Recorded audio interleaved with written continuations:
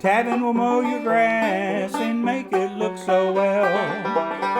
Now Tavin goes donut goals when in town he comes, getting strength for his haunches to cannonball for fun. Tavin, ramping up the holler, Tavin, trying to make a dollar, Tavin, give him a holler, he'll mow your grass today. Hey y'all guys, welcome to the Tavin Dillard Podcast, Seasons 11s, Episode 12s. I got Tavin's Lawn Care Services, y'all guys, mowing, edging, grass cutting legend, and welcome to a brand new season of the podcast. Hey, if you're in Los Angeles on Thursdays, last Thursday is the 7th, and you might have seen me in Los Angeles opening for Jamie French, that show. So if you're there, thanks for being there. And if you weren't, that's okay. I know not everybody lives in Los Angeles. You know, sometimes I get on the Instagram Lives or the Facebook Lives kind of thing, and folks tell me where they at. And y'all all over the place. I mean, Australia, which is not in the United States. It's across the ocean there. The UK, Canada, you can get there on land. It's a little bit of a walk, but you can get there. Of course, all the states, South Carolina, North Carolina, Georgia, Florida, Arkansas. I can't list all the states, y'all guys. I just stopped where I live. All right, but I hope you're doing well. Guess what, though? I know the World Series came and went, and now we having the World Series of the Adult Softball League in our town this past week, and I do have an update for all of that. But first, you got to remember, we beat Team Thunder Punch last week, and this week it's a championship game. So who do we play? That's what you're asking. Who do we play? Because Thunder Punch, they seem like the team to beat. They whooped us in the regular season, or at least beat us, and we was able to beat them last week. So that kind of felt like a championship game because you beat the team that done beat you, and it's like, boy, now where are we going from here? But let me put it to you like this. We only tied one game this season because of the thunderstorms that rolled through when we was tied 7-7 to Brunwell Tires, and that's exactly who we played. Lonnie Brunwell and his boys. Now here's the deal. You don't know. It's like who's the better team? Well, we didn't get a chance to finish duking it out kind of thing the last time, but now here we are in the old championship game. We're gonna find out who's what. So since it's the championship recap, I may just need to start with that today. Maybe that's all I have time to do. Who knows? We'll just have to see. I will tell you this, though. More folks showed up to the Championship Adult League softball game than just a normal season game. Team Burger Shed has got a good team. That's the team I'm on. You might know that already. But Team Burger Shed, we doing all right. We know each other. We know our game. We try to keep it locked in. In fact, last year, we won the championship. We was the champs, so we had to act like we've been here before because we had. But I tell you, we ain't never been there before last year. Like, that was a hoot to be able to be in the championships like that away and say, hey, I'm in the championship game, and then to be able to win it. Come on, who expect that? Who in the world would expect that? Boy, I mean, we always believed you can do it, but boy, when it happened, boy, it's just like when you're hoisting that trophy high. I mean, we didn't get a trophy. It's more like a plaque that they hang on the wall at the Burger Shed, but that's okay. Bud gave us a burger or two, and I still think about that. So we didn't have the best record this season. I mean, we won more than we lost, if you've been tracking with us. Quite a few more, but we didn't win the most. We didn't win the most of all teams, that's playing in our league. In fact, on paper, Bickham's All-You-Can-Eat Catfish Buffet and Team Thunder Punch was better than us. And you already know we got by Bickham's. We beat them in the first round and Thunder Punch last week in the semifinals. So it's like, boy, two of the toughest teams we done hurdled kind of thing. And that's the thing with sports. I mean, if you like a baseball fan and you know how they had the World Series this year, I mean, there's a lot of fans that ain't happy because all the other 28 teams that didn't make it. It's a hard thing. Even if your team was better in the regular season, they get to playoffs, all of a sudden, they just get whooped by somebody. So you just never know. In the world of softball, it's just a hard thing to figure out. So Memaw showed up to the fields, and that was a little bit of a surprise, with a few of her baby dolls to root for Coach Hicks. What in the world, Memaw? We played Coach Hicks' team last week, and we beat them. They ain't even here tonight. I mean, she had Babs Gristle, Becky Thacker Haynes, Beatrice Gail Merton, and her favorite baby doll, Rachel Christine. up at the softball fields thinking they're going to line up on a little bleacher and cheer for Coach Hicks, and his team ain't even playing.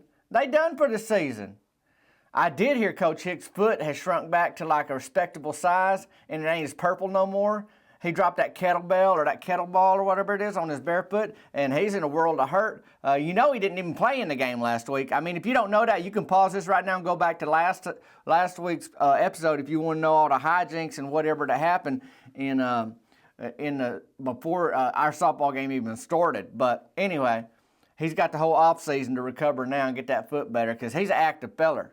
You know, Coach Hicks is. He do a lot. The town is trying to do more activities now together or something, so they have some elementary school kids who are into bike ramping, and they put on like a little pregame show. Now, they don't do this. They never done this before, truth be told, but they don't do this before a regular game. But I'm telling you, more folks showed out because it's the championship game.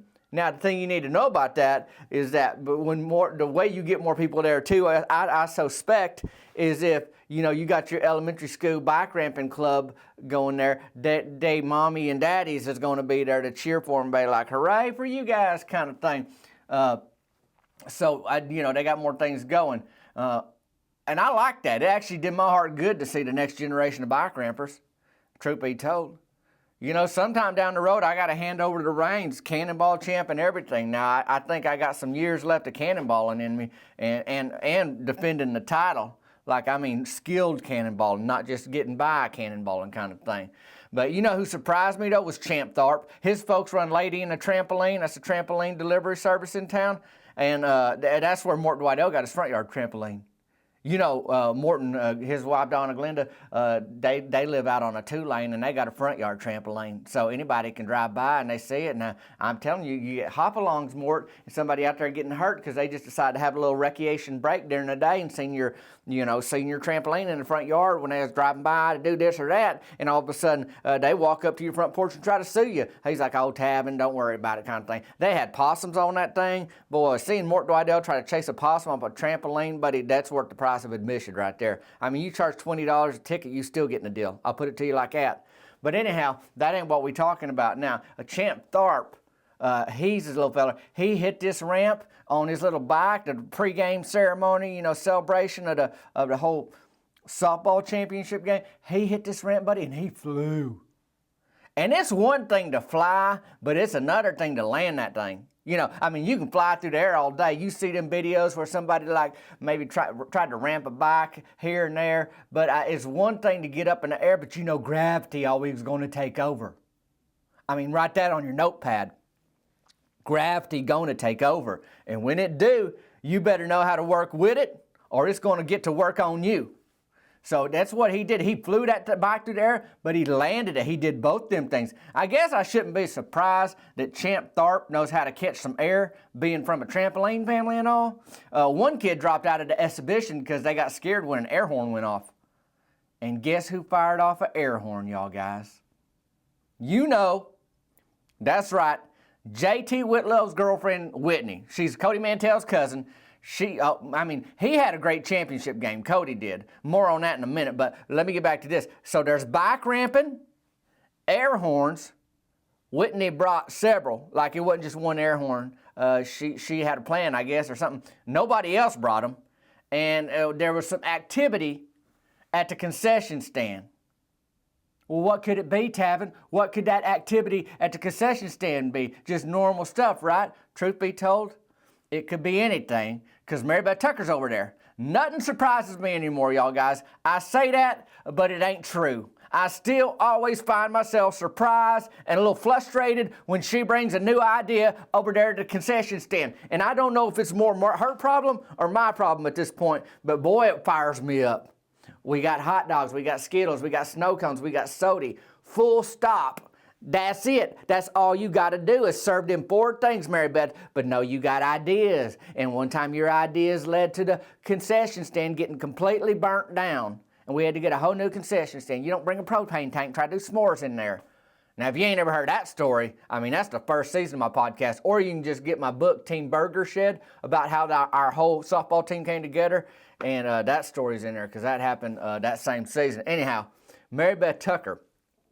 She had s'mores. She had personal pizza night one time. She had cupcake decorating, deep fried Oreos, and something always goes wrong, y'all guys. Always. Well, I guess Mary Beth's thinking she's going to go big or go home. So she did a Philly cheesesteak night at the concession stand. You know about them? It's like that kind of meat. It's kind of like that thin cut meat, and it's on like a long bun. What do you call it? Like a Subway sub kind of thing? Like a submarine bread? It ain't like from a submarine. It's shaped like one.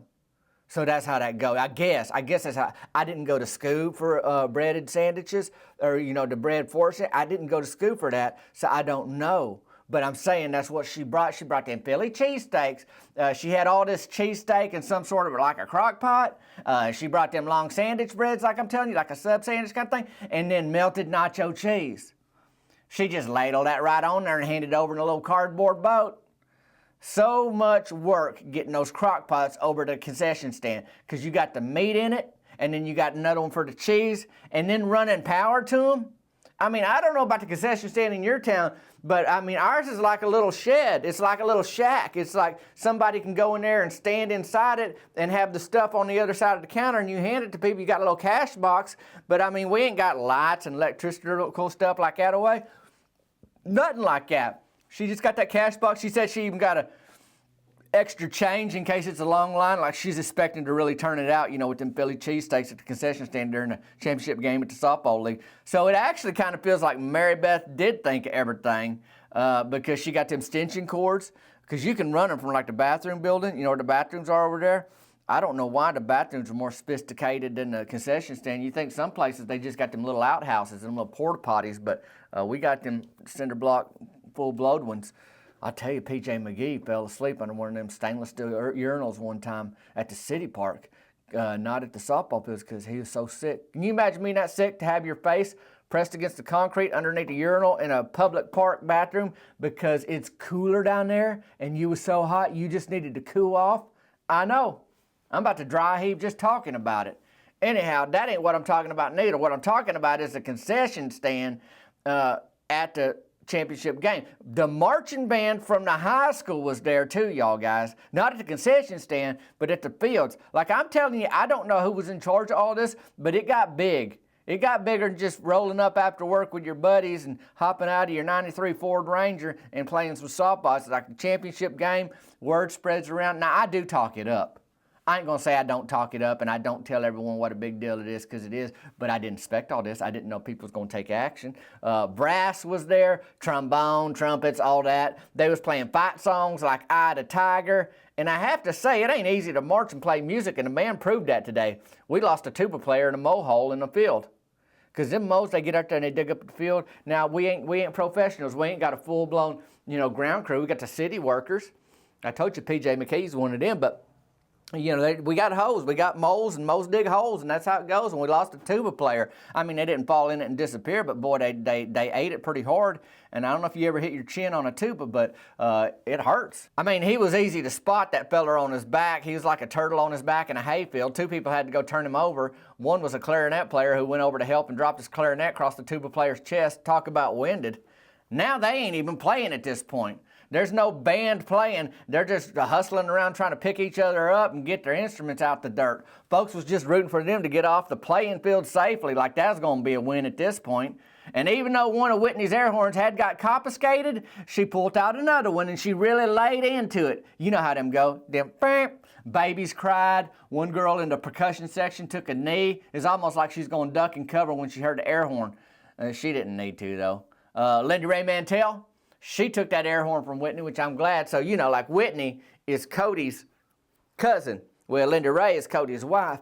And I guess they close enough to family where you feel like you can just go take something from them and say, knock it off. You know better than that. You a full-grown lady. Stop it. You quit it right now kind of thing. She asked, after she lost her air horn privileges, Whitney, she said, why don't you let me sing the national anthem? And she's asked that before. She wants to sing. The thing about Whitney, like the air horns ain't no surprise, she love attention. And you know what what air horns do when Whitney's got them? It draws attention to Whitney. And that's what she liked. They had that band, though. What was left of it, though, do the national anthem. So Lindy Ray's over there saying no to Whitney. and Lindy Ray said, you just knock it off and you focus on the game. You cheer for Team Burger Shed or whatever, but you don't need to be trying to keep doing the anthem. So they got the band on there, a few of them that weren't hurt and didn't lose their instruments or nothing like that. And one of my favorite songs, y'all guys, the national anthem, but the band was pretty bad. They got through it, and it was time for some serious softball. We was motivated to be just on the field at that point. We seen bike rampers. We seen a tuba player on his back. We seen Lindy Ray pulling a air horn out of Whitney's hands. It was like, come on, let's play softball now. And we seen Mary Beth Tucker unloading crock pots over there at the concession stand. Championship softball is ready to be played. We was in our standard Reds Bud Burger Shed shirts, and I had last year's championship tee on under it because it's them 3/4 inch sleeves, and you need long sleeves to slide, and that's the new rule this season. And I slide like a trombone out there on the base pass all day long. We got on our Team Burger Shed hats. I wear baseball pants. Some of the fellas just wear shorts. And here's our starting lineup for the championship game. Batting leadoff and playing right field for your Team Burger Shed, Tavin Dillard, that's me. Batting second, playing shortstop, Rance Farnhart. You know, he owns Fishing Clips. That's the bait and tackle store out by the lake. And he also gives haircuts out there, so they call it Fishing Clips. Don't matter no how. Myron Curtis is batting third and playing left field. He can't hoof it, but we got to put him somewhere, and he can hit dingers when he makes contact. Mort Dwidell, our first baseman, and talk about hitting dingers, that's all he know how to do. He either hits it out or he won't run nothing out. So you better hope it leaves the yard. Rusty Tidwell's after him, playing third base. Cody Mantell's our starting pitcher, and he's after him. Then Russell Tucker's catcher. J.T. Whitlow's on second base. Brody Childers is in center field. And we got Cody Briggs just roving around, you know, just catching whatever. Brody Childers didn't end up starting in center field, but it wasn't because he wasn't at the fields on time, which is usually the case. His son B.W. swallowed a dime, so they had to make sure he's okay. Then our game started against Brunwell Tires. I went up and down in order the first inning. All of us did. I mean, I was the first one, but all three of us, we was 3 up and 3 down. I swung so hard, got under it, went straight up in the air. I didn't stick with my game plan, opposite field soft singles and stolen bases, and that was on me. Brunwell's Tires, so they got a couple hits in the first inning when it was their turn, but they didn't score. And that was the plan, have Cody Mantell pitch for a couple of innings, and then that Russell pitch, because he's going to kind of bring it home like he's our main pitcher. Cody Mantell came up in the game sharp. I mean, he was seeing the ball well and hitting the ball well and pitching and catching the ball well. It was a regular well-rounded start for Cody in the championship game. We all proud of that, and then it happened. Lonnie Brunwell sent one of his guys over to the concession stand to buy a cheesesteak. And on the way over, Cody Mantell's daughter wasn't looking and ran right into the fella from Brunwell Tires. And she hit the ground pretty hard. Okay? So Daphne, that's Cody's daughter, she on the ground. Instead of checking on her or asking if she's okay, that fella from Brunwell Tires, he just told her to watch where she was going. Well, Cody's still pitching at this point, and he notices a commotion. All he sees is his daughter on the ground and a fella from old Brunwell Tires walking away laughing. So you can imagine something got to give here. Heads turned to see what's going on. Now, a few years ago, Cody would have been unhinged and headed straight for that player, but this time he heads straight for his daughter. He's checking on Daphne. Lindy Ray hurries over there from the bleachers holding their baby Trigger. He's a little boy. And I see if Daphne needs an ice pack, and she says she do. Ice packs make all kind of things better when you're a little kid and you get hurt. You know about that? So Daphne's doing better. And Cody heads over to the cheesesteak line where Mary Beth is laying out hot cheese on his sandwiches, on that long kind of bread I was mentioning earlier. And Cody sees the fella that Daphne ran into. And he says, I think she's going to be all right. That's what Cody says to the fella. Well, that fella turns to look at Cody, and he said, she needs to start looking where she's going. So now you see what's happening here? Like Cody just, handling his business, taking care of his daughter, and he says she's going to be all right, and this fella says she needs to start looking where she's going. So that ain't going to sit well with Cody, but what he does, he just stepped toward the fella. He says, be careful. That's what Cody do. Step toward him like that way, he goes, be careful. And he said, your kid needs to be careful. That's what the fella says back to Cody. So any opportunity this fella had to de-escalate this thing, he's ramping it up. So I just know one thing about Cody. He don't always start stuff, but he liable to finish it, kind of like my Memaw. Anyhow, Cody's fuming at this point, and he ain't got much self-control left. He lunges toward the fella, But guess who's there? I'm there. Tab and Dillard, because I was over at the concession stand getting a bag of ice for Daphne, and I jump in between them holding a bag of ice, and I just say, hey, it ain't worth it, Cody.